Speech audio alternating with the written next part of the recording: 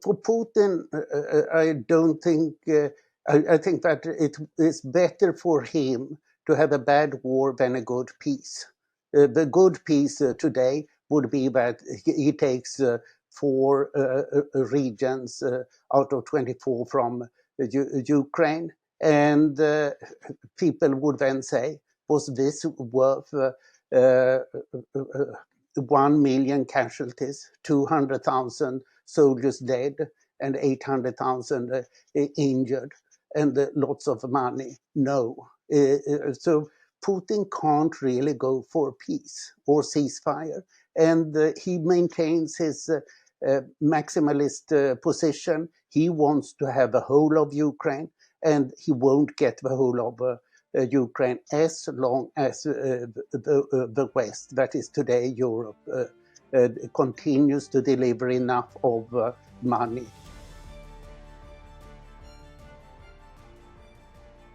Hello and welcome to the Putin Files with me, Louis Sykes.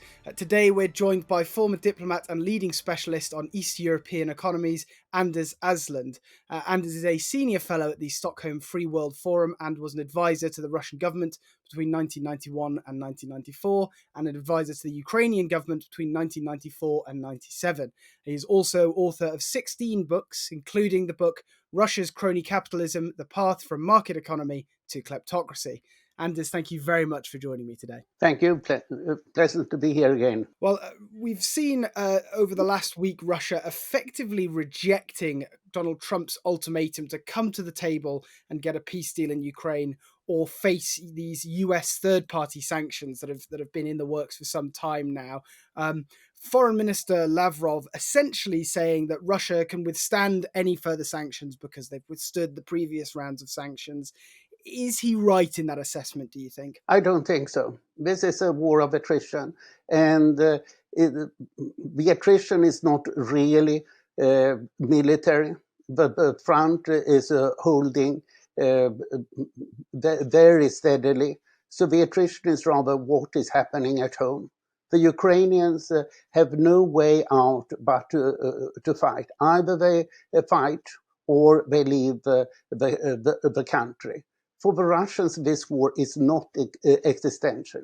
It's probably existential for President Putin, but not for the people. And I think that it tells us really all we need to know about the situation, that Ukraine spends 50% of its GDP on its military. That's including the Western support. While Russia spends 8% of GDP on its military, and we hear complaints that it costs too much in Russia, not in Ukraine, which shows that for the Ukrainians this is existential, and for the Russians it's not.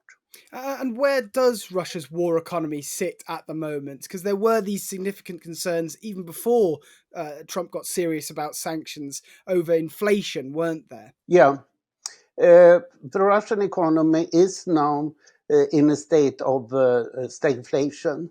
So the official growth rate during the first 5 months was 1.4%.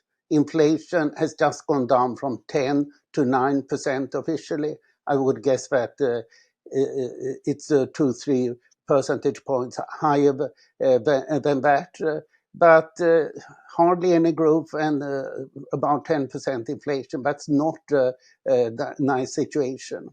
And the crucial issue has been the Western financial sanctions, which means that Russia's liquid reserves are now running out or have run out. So they were needed for the budget deficit of 2% of GDP this year. Russia will now have to cut its public expenditures by 3% of GDP for next year. And that will be pretty tough. And it does look, according to the plans now, that Russia intends to reduce its military expenditures. And that would be quite a big blow to the Russian military. So it seems that Putin is not prepared to make any concessions. he is trying to rush through the war now. So my understanding is that Ukraine is more likely to benefit in the longer run than Russia, while Putin obviously thinks the opposite. And there are, as you say, this is a war of attrition, and at the heart of that is the issue of manpower. Both sides have struggled with it. Ukraine more on the military side, but Russia has its own manpower problems in terms of production and manning factories and things like that, doesn't it? How serious could those issues get? Yeah, both have a shortage of labor. The Russian unemployment is just over 2%, which means that Russia has overemployment. And they lost 1 million well-educated young men in 2022 when they tried to mobilize. So Putin doesn't dare to mobilize. He is instead trying to pay people who are living in poor parts of Russia. And Russia is the attacking part, and then you should have more soldiers. Russia has probably 750,000 men involved in the war in Ukraine, and the Ukraine has 900,000 men and women under arms. So Ukraine is actually in quite a good situation. The problem is rather on both sides, a shortage of well-trained soldiers, because so many of the best soldiers on both sides have been killed. And that's the shortage, not the numbers in themselves. And at present, this is mainly a drone war. The troops are 5 kilometers away from one another and deeply dug down so that they can't be seen from the air. So it's quite a frightening war, but it's not as it was in the beginning, trench warfare a la World War One, where the troops were 150 meters away from one another in deep trenches. Yeah, and you mentioned those drones. Russia seems to be able to develop its own version of the Shahid drone at a pretty significant rate. How much of from an industrial warfare perspective, how much of an advantage does that give them at the moment? Well, I wouldn't say that it gives them an advantage, and it's quite difficult to see because there are so many different kinds of drones. Ukraine has about 500 startups producing different kinds of drones. Last year, Ukraine produced 1.5 million drones. This year, they will probably produce 4.5 million drones. What Russia has is this Shahids, the Iranian drones that they are now mass producing in Yelabuga in Tatarstan. Ukraine has bombed that factory once, but it's a giant factory, and I would presume that they will bomb it repeatedly. The Russians are now talking about making attacks with 2,000 drones on civilian areas in Ukraine. So the current Russian tactic seems to be to overwhelm the Ukrainian air defense, which is quite expensive and not easily replaced. So that's why we've heard so much discussion about Ukraine wanting Patriot missiles from the US. Yeah, indeed, and we've seen now that Germany has been moved up the list ahead of Switzerland to receive these new Patriot batteries. They're not excellent for combating drones, but they are, as Kiev says, that they do need them for air defense. How do you judge that system that we seem to now be in, whereby the Americans are still producing the weapons for Ukraine, but they're coming in via European allies, via NATO member states? Does that help streamline the process, or is that actually making it a bit more convoluted than previously when the Americans could just send them straight to Ukraine? I presume that it makes it more convoluted, but the important thing is that the deliveries are going. And I think that Trump realized that it's dangerous for him to completely stop the delivery of US arms to Ukraine, because then would countries like Saudi Arabia and the United Arab Emirates and Qatar want to buy arms from the United States if the president all of a sudden can stop them? I just checked last year, the US exported arms for $318 billion. So this is a big industry in the US. And it's also dangerous for the old US arms producers if they are not present on the battlefield in Ukraine, because then they will fall behind in the now very fast technical development, both on the Russian and Ukrainian side, where both sides invent new arms almost instantaneously, while the US arms producers are seriously bureaucratic and inert. And Europe buying these weapons in from the US. I mean, Europe is a large economy. It's obviously much larger than Russia's economy, but it's not as big as the US. Can Europe afford to fund Ukraine's military in this way, in the same way that the US could? Yes. But in Europe, we are seeing really a north-south division. I'm Swedish, and there's much talk now about Nordic Baltic 8, small countries, but they are strongly committed to 5% of GDP in the defense expenditures, and similar, Poland, Britain, the Netherlands, and now Germany. So these are the countries that are really prepared to put up a lot of money, while on the other side we have Spain and Italy primarily as very reluctant to spend, and of course they are further away from the Russian threat, so they don't feel it as much as the North does. And of course, for Europe, it's not just a military conflict. There, Europe has sanctions of their own. They've just launched the 18th round of sanctions against Russia last week, specifically going after Russian oil again and lowering that price cap. What is the situation for Russian oil revenues? And will this have a significant impact, this new round of sanctions from Europe? Yes, I think so. And the Russian budget for this year had an oil price of $70 per barrel. The current price is about $60 per barrel, and the price cap that the EU is now trying to introduce is $45 per barrel. Even if they don't get it down that much, if they can get it down to $50 per barrel, that's great. And there are now altogether 400 tankers in the Russian shadow fleet that have been sanctioned. The latest EU sanctions took slightly more than 100.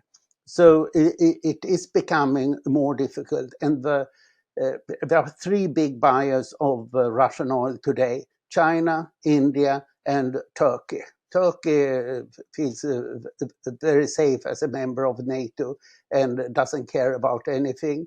The country that hesitates is India, that is now reluctant to take Russian oil and that does not want to deal with sanctioned ships, while China is ever more closely allied with Russia, even if there are still restrictions on what China does. It doesn't provide straightforward state financing for Russia, and it does not deliver arms to Russia, while most components of the Russian arms are now being produced in China. Yeah, and speaking of those nations that are buying Russian oil, we did see that the EU has specifically sanctioned India's Nayara energy refinery. Russia has been particularly upset by this, claiming that it is illegal. It shouldn't be allowed. It threatens Indian energy security.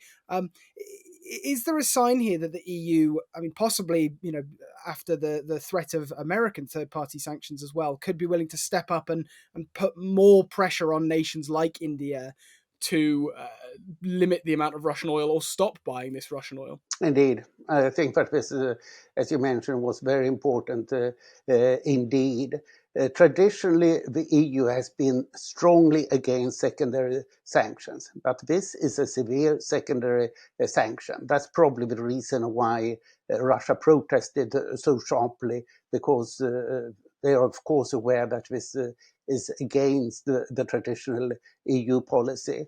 As it is, the EU has taken the lead on sanctioning Russia, and the US has so little trade with Russia that it doesn't really matter what the US does with regard to Russia. What the EU does is very important. And how far do you think nations like India and China are willing to stick with Russian oil producers if more of these sanctions come in? I think that India is very likely to stop taking Russian oil. They are not so dependent on it. They can buy from other sources. I think that for India, it has been, so to say, a bargain.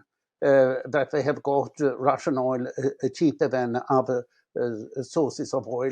They can easily get it from the Middle East instead. So that's not so important. For China, it's different. China has essentially taken over the European share of Russia's trade, and about half of Russia's trade is now with China. So China will probably stick ever more closely to Russia, and there it's important that they don't go too far. Where would you say this leaves Russia in the long run then? With their energy exports, if they manage to bring this war to a close, or if some sort of ceasefire is agreed, can they easily detransition from the war economy, relying on those energy exports? Or is this going to be more of a challenge for them in the long run? Yeah, I think that the Russian economy is in a very bad shape structurally. Putin boasts about the growth rate having been about 4% in each of the last 2 years, but now it's down. And we can see that the growth essentially came from pumping up the old Soviet arms producers around the Urals mountains. This was not the progressive part of the Russian economy, but the backward old part that was reinvigorated. While the western part of Russia has suffered badly, and now we are seeing that these old industries can't deliver much more. And Russia has no unicorns. The best Russian entrepreneurs have left the country. And what is left is about 100 billionaires who are owning most of the Russian industry, and the state is taking over more and more. So this is a very stale and inert economy, and there's no place for new enterprises to come up. The Russian arms production is completely dominated by Rostec, Russian technology, as it's read out, which is run by one of Putin's KGB friends from Dresden in the 1980s.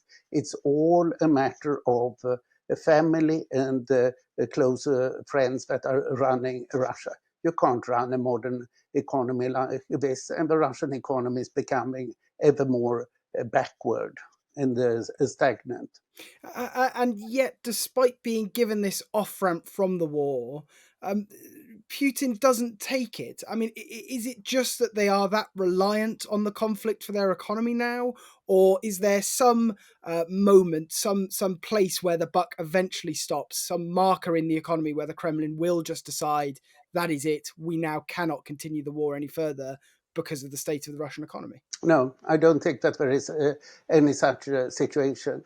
For Putin, I don't think.